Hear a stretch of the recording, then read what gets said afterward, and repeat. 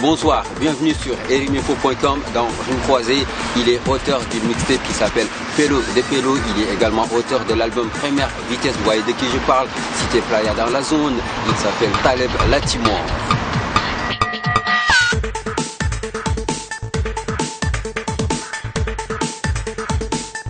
Taleb Latimore, merci d'avoir accepté notre invitation. Je te remercie frérot pour l'invitation, on est ensemble. C'est la moindre des choses d'être là. Merci. Yeah. On va commencer par votre blaze. Ouais. Votre nom d'artiste, c'est Taleb Latimore. Ouais. C'est quoi l'origine du blaze? Ça c'est une question que beaucoup de gens se posent. Bah, Latimore en fait c'est le nom d'une famille américaine où ils sont musiciens de génération en génération. Et j'avais pris le nom, je l'ai mis sur Facebook avant de commencer à faire de la musique. Et mes potes ont commencé à m'appeler Taleb Latimore. Et quand j'ai enregistré mon premier son, l'ingé a fini de mixer, il m'a dit je mets quel nom? J'ai dit Taleb Latimore et depuis c'est comme ça. D'accord. Yeah. Moi je vous ai découvert pour la première fois, c'était en 2012 dans la mixtape Automix Vol 2 des Soko Easy, dans le morceau Je le sais, ouais. C'est ça, ouais. En featuring avec les microbes et tout ça. En quelle année vous avez exactement débuté?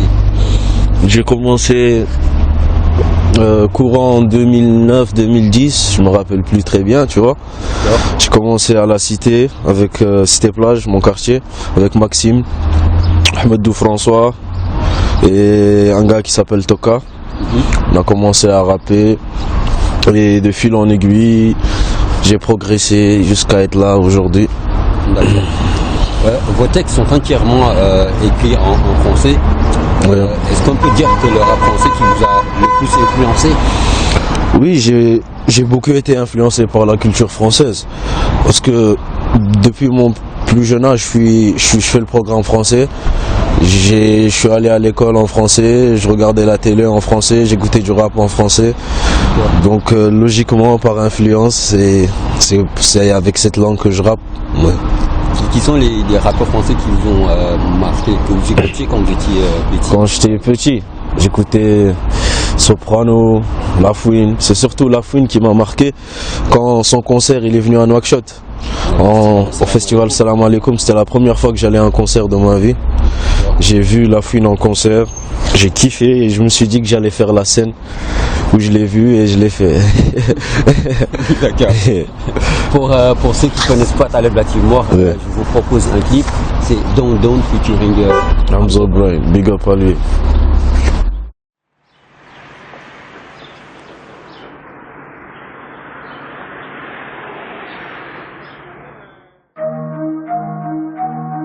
Première vitesse, Taleb Latimore, So Brain.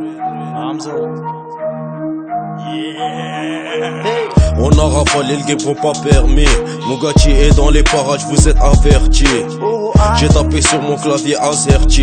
On m'a dit Taleb tu vas trop vite amorti. C'est la musique qui nous a asservi. J't'ai fréquenté, dis-moi juste à quoi ça m'a servi. J'en ai rien à foutre de ton avis. J'écris des chansons et je les sors quand j'en ai envie. Money, shit, vendez, grave, célibataire, pas de femme. On est posé dans le calme. Regarde-moi quand je te parle. Et nous les rageux on les soulève. Vous voulez la... Alors, en 2013, vous avez sorti une mixtape qui s'appelle Chemin de la Gloire avec Maxime Barry. D'abord, on va poser la question que beaucoup de personnes se posent. C'est comment vous vous êtes rencontrés? Avec Maxime. Oui. Maxime, je le connais depuis 2004. Nos maisons sont collées, tu vois. J'habite là, il habite là. Chaque jour, on se voit, tu vois le délire. Hors de la musique, même si récemment les gens ne nous voient pas souvent dans les clips, on est tout le temps ensemble dans la vraie vie, tu vois. D'accord. Je vais à la boutique, même si je veux pas le croiser, je le croise. Tu vois, je l'évite, on se croise. Il vite, je le croise, tu vois. Donc c'est de la fraternité. Et vu qu'on habite ensemble, on a grandi ensemble, tu vois. Dans l'adolescence, on a commencé les petites conneries ensemble, tu vois. Et le rap, logiquement, on a commencé ensemble et on a fait la mixtape qui a bien été reçue par les gens et qui nous a permis d'avoir une petite carte d'identité, tu vois, dans le rap. Et on continue, tu vois, avec les moyens. D'accord, justement, parlant de cette mixtape, le titre c'est Chemin de la gloire. Ouais. De quelle gloire vous parlez? La gloire, parce que, je sais pas, la gloire c'est un idéal. Toi, t'aimerais pas, tu vois, atteindre la gloire. Nous, tu vois, on aimerait, tu vois, quand on était plus jeune, on avait des rêves, tu vois. On voulait faire des concerts, être connus, que notre musique tourne. On voulait réussir tout simplement, c'est ça. Et donc le projet, on l'a appelé Chemin de la gloire parce que c'est l'idéal qu'on vise ou qu'on visait à l'époque, tu vois. Cet idéal a été réalisé, on va dire, en 2014 lors du concours Tremplin Écoute, qui était la première édition organisée par l'IFM, que vous aviez remporté avec Maxime Berry. Bon, quel est votre ressenti déjà? C'est un bon truc, mais j'appellerais pas ça la gloire, tu vois. C'est encore petit, tu vois. Mais bon, ouais, on a participé au tremplin avec Maxime. Il y avait plusieurs groupes, on a gagné. On était contents, tu vois. On était plus jeunes. C'était notre premier vrai truc, tu vois, vrai trophée entre guillemets. On a reçu un stage. On a gagné un stage. On est allé au Maroc pendant 5 jours. On a reçu une formation avec des musiciens venus du monde entier, tu vois. Et c'était une bonne expérience pour nous. Donc voilà, cette formation s'appelait profession musicien. Ouais. Ça. Oui, c'est ça. Qu'est-ce que ça a rapporté pour vous dans votre carrière artistique? Dans notre carrière artistique, déjà des contacts, parce qu'on a rencontré des gens dans le domaine. Avec qui on a lié connaissance, on a rencontré des Marocains avec qui on a fait des sons et on a appris plus de théorie, tu vois. On a appris plus de théorie dans la musique, dans la gestion du profil de musicien, dans l'organisation, etc. Alors là, on va faire un comeback vers le clip Ma Plume, qui était le premier clip. Alors, je vous le propose. À l'ancienne, ça va être les chevaux.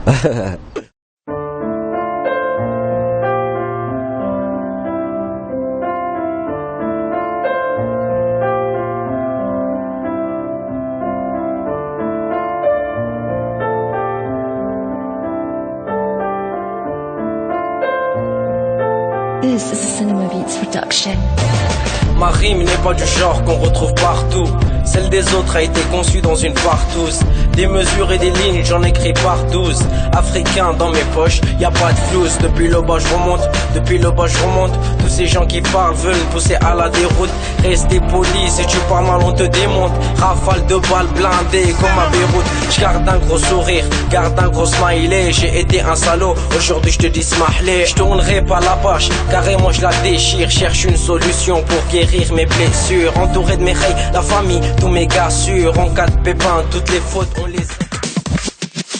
Alors en 2016 vous avez sorti la mixtape, votre première mixtape solo, Pelo de Pelo, qui était sur le site de Haute Culture. Quels sont les premiers retours que vous avez eu de cette mixtape? En fait, le truc Pelo de Pelo, c'était pas vraiment une mixtape. C'était un assemblage de sons que j'avais fait en attendant la première vitesse. Juste le projet qui est sorti après. Parce que en fait, je calculais la zone, tu vois. Je voulais tester.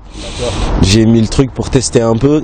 Ça a été bien reçu. Les gens ont kiffé et juste après, j'ai enchaîné avec Première Vitesse. La Première Vitesse qui est le premier album, sorti en janvier 2017. Ouais, bientôt un an. Presque un an. Presque un an. Ouais. Là aussi, c'est quoi les premiers retours, les pré-retours de cet album?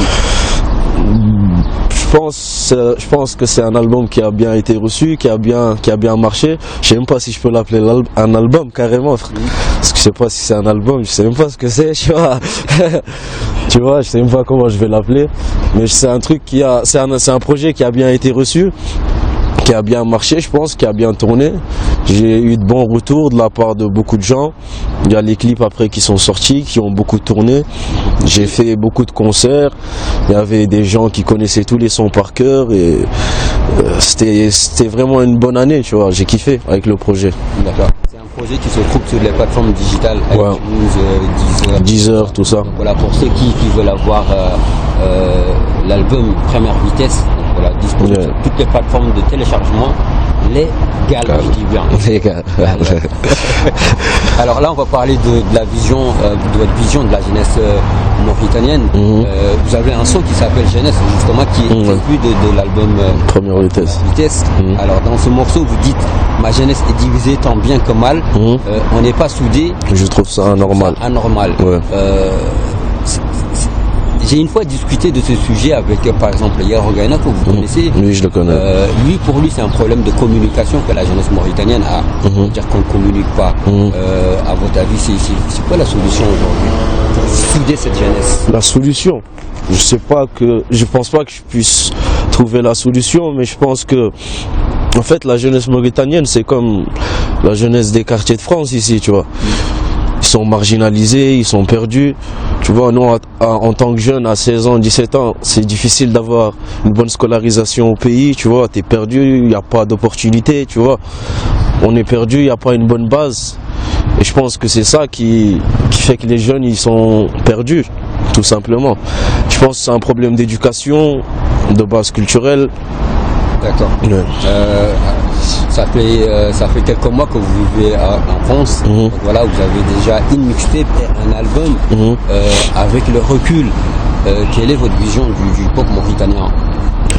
Du hip-hop mauritanien, je pense que, honnêtement, le hip-hop mauritanien, il est ingrat. Ingrat? Ouais. D'accord. Il est ingrat. Parce que, pour ma part, j'ai toujours tout fait tout seul. Et d'ailleurs, je le dis, c'est juste entre nous, tu vois. J'ai pas besoin de leur reconnaissance, mais ils reconnaissent pas, tu vois. Quand tu fais mieux que certains, ils essayent de te bloquer. Alors qu'ils devraient être dans le partage. Moi, aujourd'hui, honnêtement, j'ai rien à me reprocher. Je suis très content de ce que j'ai fait parce que j'ai tout fait tout seul. D'accord. Avec mes gars, Maxime, Hamzo Brain, Sidi Béchir. On est un petit groupe et on doit rien à personne. Si ça marche pas, on est content, tu vois. Ma vision du hip-hop mauritanien, c'est que si je devais donner un conseil aux jeunes artistes, c'est faites tout seul. Arrêtez d'écouter les gens, paye ton studio, galère. Et ça va marcher, frérot. C'est comme ça. Tu vois. Voilà. Vous avez parlé de Hamzo Brain et de Talib Black. Sidi Béchir, qui réalise pratiquement tous vos clips. Ouais. Comment s'est faite cette rencontre? Hamzo, je l'ai connu à l'époque de Automix Volume 2, comme tu as dit. Et après, on s'était coupé de vue. Moi aussi, j'avais pas fait de son depuis longtemps. D'accord. Et juste là, en 2016, il était rentré au pays. Et on s'est check, on s'est dit frérot, c'est comment la musique, faut qu'on bouge. On s'est capté à la base, on devait faire juste un son, tu vois. Et on en a fait 20 ou 30, tu vois, aujourd'hui. On devait faire un son et on en a fait 30. Et depuis, le feeling est passé. Et honnêtement, c'est des gens que j'apprécie beaucoup au-delà de l'artistique, tu vois. C'est des bonnes personnes on se soutient entre nous, on se donne de la force, chacun apporte ce qu'il sait faire à l'autre, tu vois. Et Sidi Béchir? Sidi Béchir, c'est un miracle, hein. C'est dit. Moi, je l'appelle Chris Wakari, frère. Lui, il doit pas être au pays, il doit venir là, tu vois. Lui, je l'ai connu grâce à Hamzo, vu que c'est son petit frère. Il n'y a pas beaucoup de gens qui le savent, mais c'est son petit frère. Et c'est comme ça, on est ensemble, c'est la famille, tu vois. À quoi on peut s'attendre d'ici 2018 J'espère continuer sur la lignée. Là, ça fait déjà un an que j'ai pas sorti de projet. Pour moi, ça fait déjà longtemps, tu vois. Mais vu que je suis là, je connais pas encore vraiment de monde dans la musique. Et j'espère que ça va se faire. D'accord. Et j'espère enchaîner bientôt. Ok.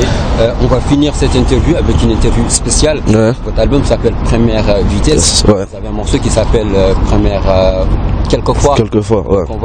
J'ai découpé les deux. Ouais. Première fois. Yeah, et je kiffe. On va faire une interview Première fois. Ouais. C'est un bon concept. Comment? Merci. C'est un comment, bon concept. Où et quand? D'accord. Alors, première session d'enregistrement.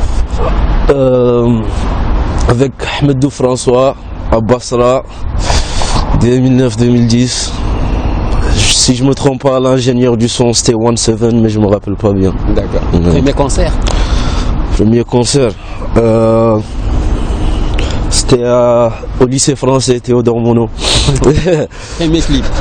Premier clip, Ma Plume avec Maxime Daddy. Premier cachet. Premier cachet,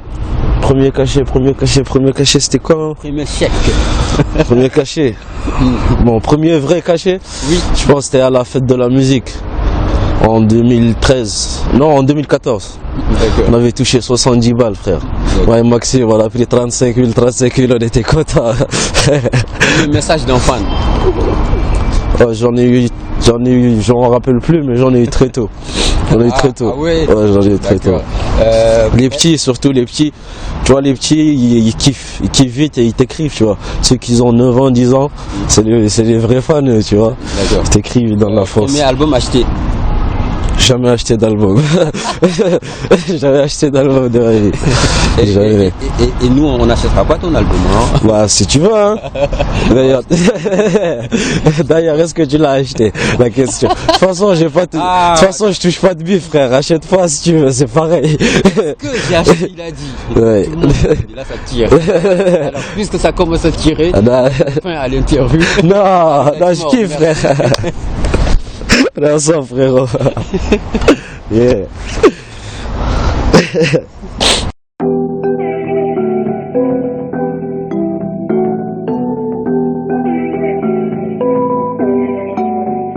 Tu veux décéder, ouais, je te vends des cassettes. Ta meuf est gentille, ouais, elle me parle en cachette.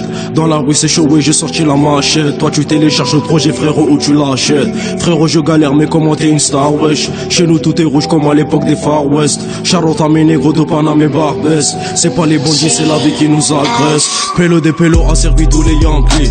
On a fait du sale et j'ai gardé les mains clean. Y'a des gens qui parlent et y'a ceux qui ont compris. On s'est fait tout seul, le délire est hors prix. Pélo, ton accoutrement est sorti.